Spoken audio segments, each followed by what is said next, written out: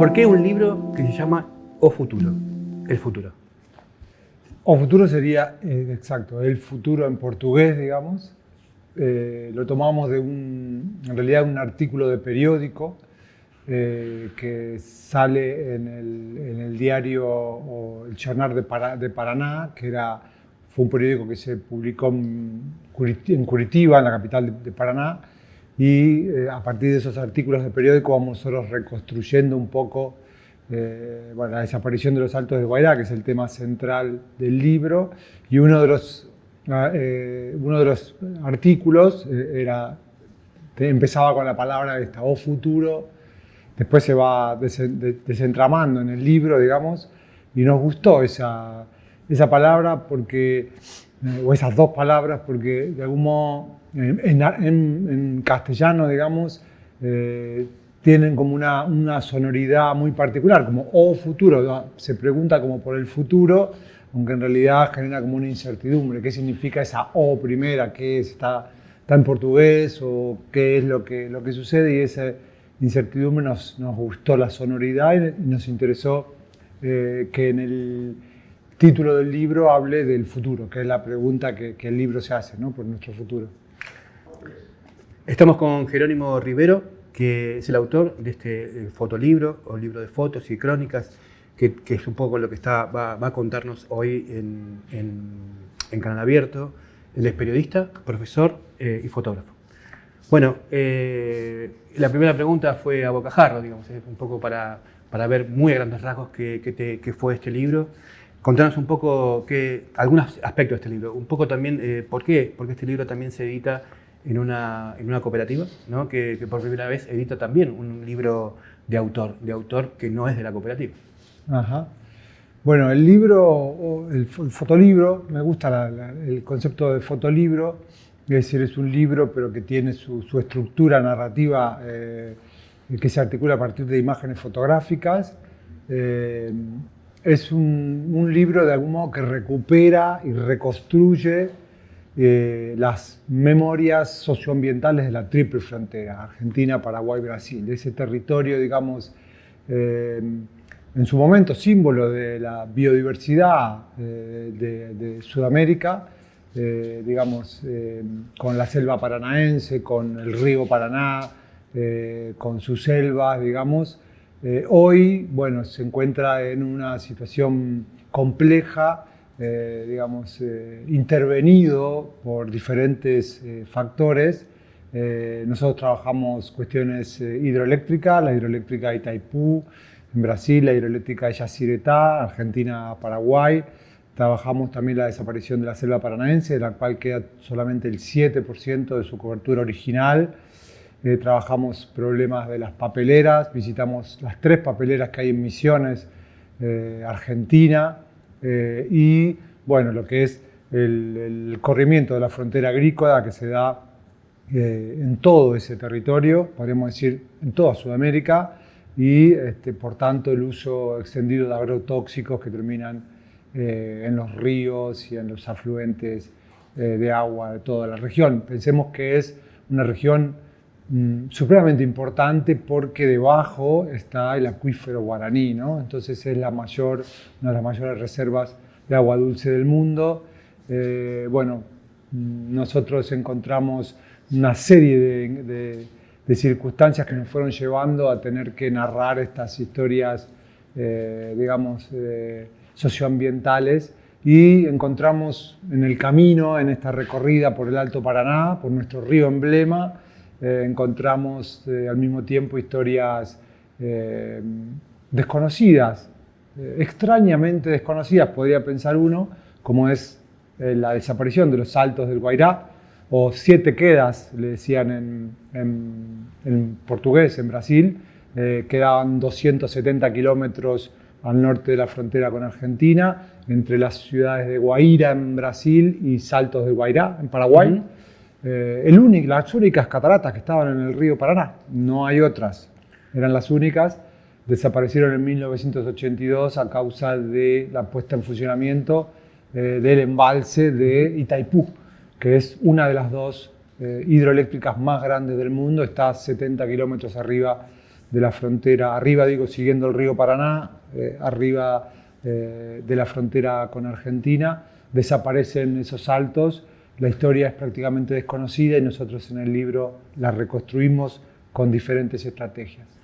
Bien, lo que a mí me llamó la atención de este libro, primero el tratamiento audiovisual también, porque hay un audiovisual que está acompañando este libro, y también las fotos que están intervenidas de distintas formas y que proponen un misterio, ¿no? Y a partir de ese misterio que propone el libro, se van desentrañando algunas historias. A mí, por supuesto, la más importante, la que más me impactó, es la que tiene que ver con la desaparición de un ecosistema completo. Porque la elevación de la cota para construir una represa produce una situación ecosistémica muy diferente a la que es naturalmente, la que se da naturalmente, ¿no? ¿Qué nos podrías contar un poco de eso?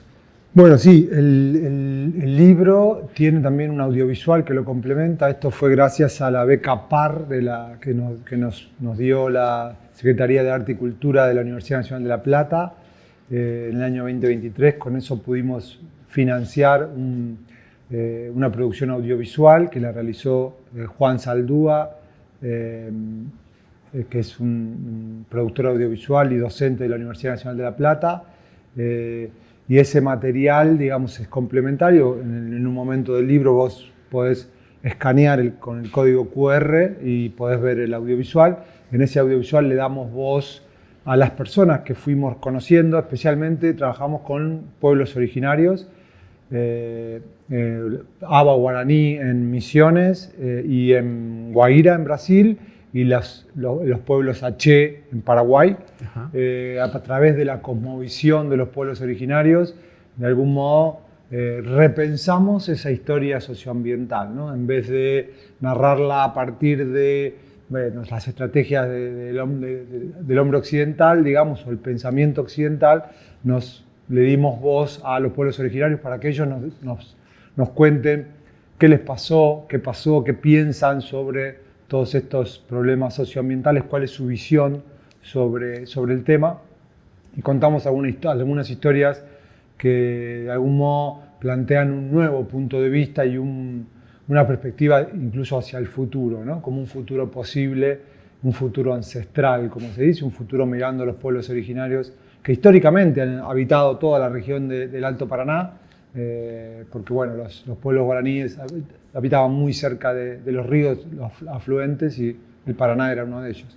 Con toda la desaparición que implica la construcción de una represa, que todavía hasta hoy, digamos, se sigue pensando como energía verde, ¿no?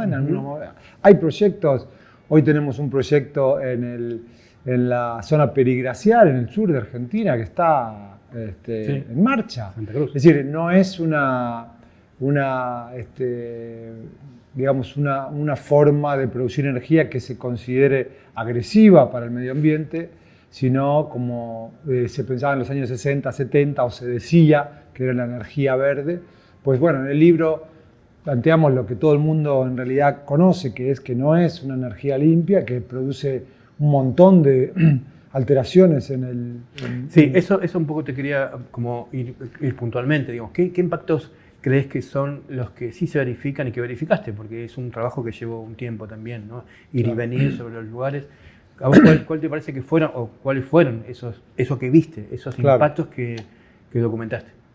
Nosotros lo que hicimos fue que un poco también es un mérito de la fotografía, es estar ahí. Digamos, la fotografía te obliga a estar ahí, no puedes hacer un libro de fotos desde una redacción. Tenés que ir ahí, y cuando vas al territorio, pues hablas con la gente y te vas enterando de todas las,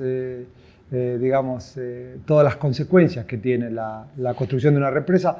Yacyretá es más chica, pero sin embargo es una represa que dio, digamos, produjo, digamos, 80.000 damnificados, que hay un sinfín de desplazados y toda una serie de eventos que se dan en el río, la desaparición de islas, innumerables consecuencias, digamos. Nosotros lo que hacemos es ir narrando algunas de esas historias, islas que ya no están, con los embalses se inundan, desaparecen territorios naturales, Bueno, desaparecen comunidades. Parte de etcétera. Posadas está bajo el agua. Parte de Posadas está bajo el agua, nosotros contamos la historia. Nosotros contamos en el libro la historia del pescador Saucedo, que para mí es muy significativa porque reconstruimos un poco a partir de las imágenes de archivo. Vos contabas de estas fotos que están intervenidas.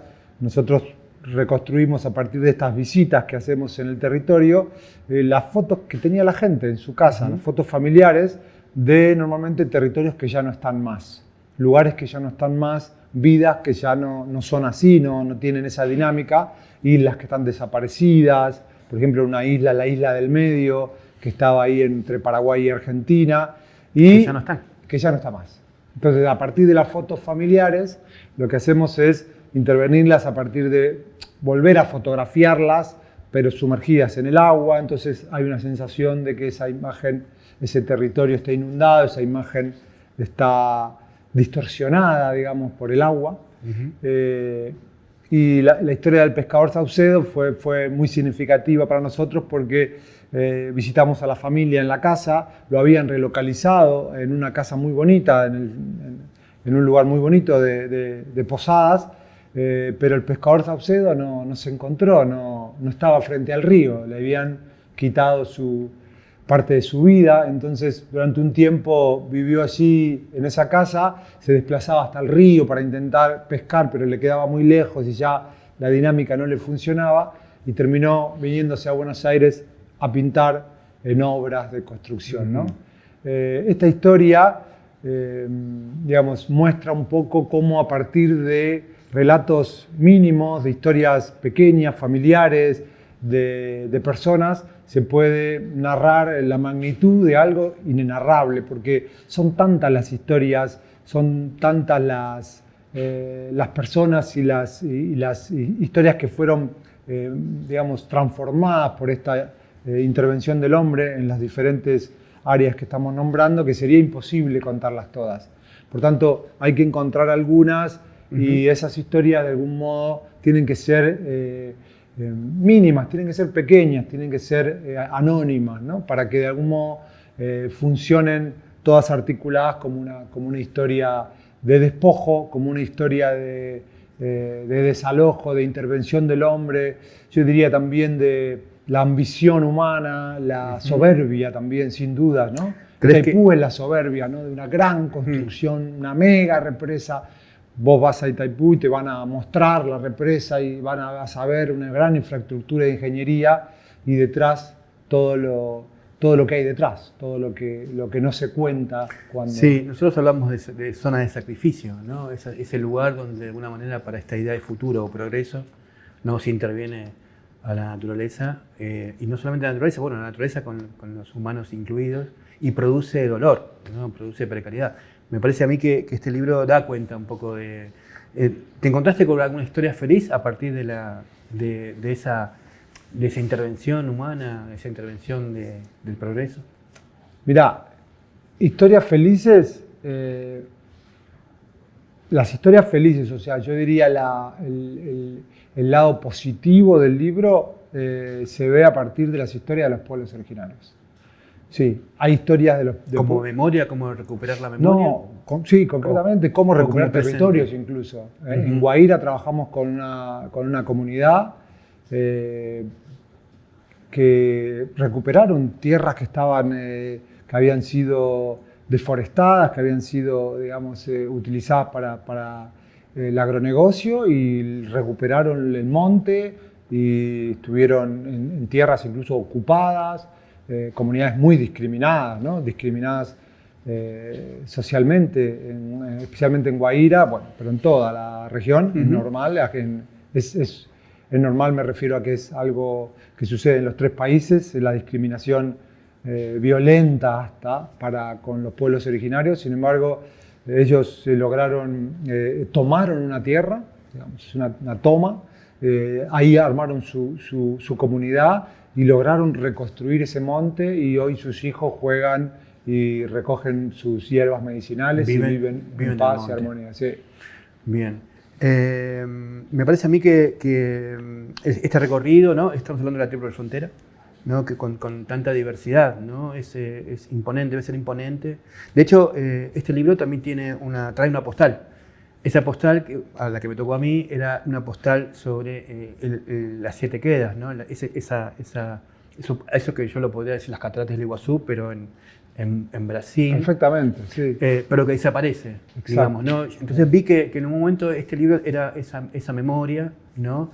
Pero también era el presente, digamos, el presente de poder ver o poder visualizar y poder entender la desaparición de un ecosistema completo, ¿no?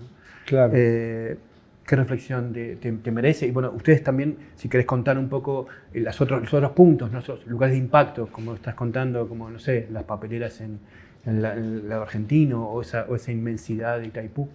Claro, nosotros lo que hacemos un poco es recorrer ese territorio de la triple frontera, lo que es el Alto Paraná, digamos, y vamos narrando, digamos, las diferentes problemáticas socioambientales que intervienen, ¿no? Uh-huh. Entonces hablamos de las papeleras, pudimos entrar en una de las papeleras, las otras es muy difícil entrar en papeleras, el periodismo está vedado, pero logramos entrar en una y logramos tomar fotografías. De hecho, Misiones es una provincia que es una de las provincias más, digamos, que ha progresado en términos socioambientales, incluso legislativamente también tiene una buena legislación, pero sin embargo... Bueno, tiene un ministerio de agroecología. Exacto, creo que es la única provincia argentina, por lo menos hasta hace un tiempo, que tenía ese ministerio, y claramente cuando vos ves el mapa, digamos, la imagen satelital, vas a ver que Misiones es la zona que más ha conservado de todo el territorio, de toda esa triple frontera, ha conservado su parte boscosa, sí. Eso sin dudas. Quería decir también que bueno, no solamente, o sea, no Misiones, sino que creo que la población ha sido consciente a partir justamente de las intervenciones en la naturaleza, se ha opuesto a distintos proyectos, por ejemplo, de represas, ¿no? En Caraví, por ejemplo, ¿no? Entonces digo que también hay en Misiones se caracteriza por tener una movida ambiental bastante poderosa, ¿no? Yo creo que lo que ha pasado en Misiones es que se han dado cuenta que el deterioro ambiental es tan grande y tan generalizado que hoy conservar te puede generar recursos, o sea, es una fuente económica, digamos. Ni siquiera estamos hablando de conciencia, ética, sino te da dinero, recursos. O sea, Puerto Iguazú es rica porque llegan turistas de todo el mundo para ver una maravilla natural y entonces eso crea una conciencia también. No hay que ser hipócrita, es decir, hay un buen vivir producto de un recurso natural. Entonces ese recurso natural se empieza a valorar. Es decir, no es solamente agua que está ahí y un monte, sino que viene gente de todos lados del mundo a verlo. Pucha. Es lo común, ¿no? Es lo común que hay que defender. Entonces, por eso yo creo que Misiones tiene mayor conciencia ambiental que otras provincias. ¿Qué es lo que no sucedió en Guaira? Si Guaira no hubiera desaparecido los altos, probablemente hoy sería muy parecido. Es muy curiosa la historia, es muy perverso, porque la desaparición de esos altos lo que provoca es que el pueblo se hunde casi en una depresión. Nosotros estuvimos ahí, es un pueblo, es una ciudad de 30.000 habitantes, hoy vive todavía como en una depresión, depresiva en términos generales, digamos. Y claro, miran a Iguazú como la panacea. Iguazú es el espejo roto, es lo que no pudieron ser. Claro. Es tristísimo la historia de Guaira, ¿no? Tanto Guaira como Salto de Guaira, dos pueblos que están muy cercanos a Puerto Iguazú, 250 kilómetros, no es mucho. Ellos no pudieron beneficiarse de este turismo que hubiera podido incluso pasar por Foz de Iguazú y después subir a Guaira en un corredor hasta turístico podría haber sido. Al desaparecer los saltos, ellos ven con nostalgia totalmente y ven, porque esto sucedió en 1982, es decir, imaginemos lo que era Puerto Iguazú en 1982. Nada, era un pueblo. Sí. Entonces, todo el crecimiento vino después. Entonces, ellos no lo pudieron vivir. Por tanto, la afectación que tiene Hay que recordar que la represa de Itaipú se pone en marcha con los 3 gobiernos dictatoriales, es decir, Figueiredo estaba en Brasil, Stroessner en Paraguay, y aquí tenemos la dictadura cívico-militar. Por tanto... Había esta idea del progreso, ¿no? Y del progreso de escala y mega obras, ¿no? Y no importaba, por supuesto, en ese momento era el momento de hacer grandes cosas, digamos, no grandes monumentos. Bueno, todas las dictaduras tenían ese imaginario, ¿no? Igualmente yo tengo una visión bastante negativa en general, porque podríamos pensar que no hay, por lo menos en nuestra región, lastimosamente, una visión de una política ecológica, una visión, digamos, que piense el medio ambiente. O sea, hay una transición de gobiernos y las cuestiones socioambientales son las mismas, no cambian. O sea, no voy a nombrar gobiernos, pero está bien, podemos decir que lo puso en funcionamiento. Tal vez hay que decirlo, todos los gobiernos, digamos, han mirado a un costado o lo han tomado como solamente una mercantilización. Va como pasando un gobierno incluso de visiones políticas muy opuestas, pero con la cuestión socioambiental no hay tanta diferencia, prácticamente es un traspaso. Yo creo que esto no es culpa necesariamente de la dirigencia política, sino de nosotros, del pueblo que no le exige a sus gobernantes que miren el medio ambiente, que cuiden lo socioambiental, ¿no? Y después, bueno, claro, suceden las grandes catástrofes como las que estamos viviendo hoy, ¿no? Se altera, digamos, estos procesos, se intensifican estos procesos de avance de manera violenta, ¿no? Como creo que estamos viviendo hoy. Totalmente. Un poco al principio te hice esa pregunta, digamos, en relación hay una parte técnica también del libro que también me gustó mucho los compañeros que te editaron, que es Subeditora, y que si quieres contar algo respecto también de la materialidad de este libro, ¿no? Donde, bueno, la materialidad y también cuál va a ser su curso, ¿no? Si lo estás presentando, si prontamente irás a los lugares donde se realiza. Bien, el libro sí, se editó con Subeditora, que es la editora de Cooperativa Sub. También participó Morpurgo Ediciones, que es una pequeña editorial de arte de la ciudad de La Plata. Y el libro lo hicimos todo en papel de caña de azúcar, es decir, no se ha utilizado papel de pasta de celulosa y no tiene blanqueamiento. El proceso de blanqueamiento del papel, que es el más contaminante, por el uso del cloro, ¿verdad? Es por diferentes procesos químicos que después terminan en el río. Por tanto, es un libro que tiene una dominante amarillenta, amarronada. Eso lo trabajó el productor gráfico Tony Lockett, que es un gran productor gráfico. Entonces todo el libro se hizo en un papel, que es un papel NAT, un papel ecológico que se realiza a partir de la caña de azúcar.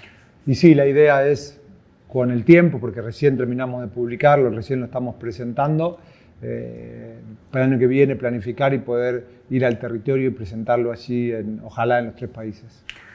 ¿Alguna cosa que no te haya preguntado quieras agregar? No, gracias por la invitación y a los técnicos aquí por el espacio. Muchas gracias.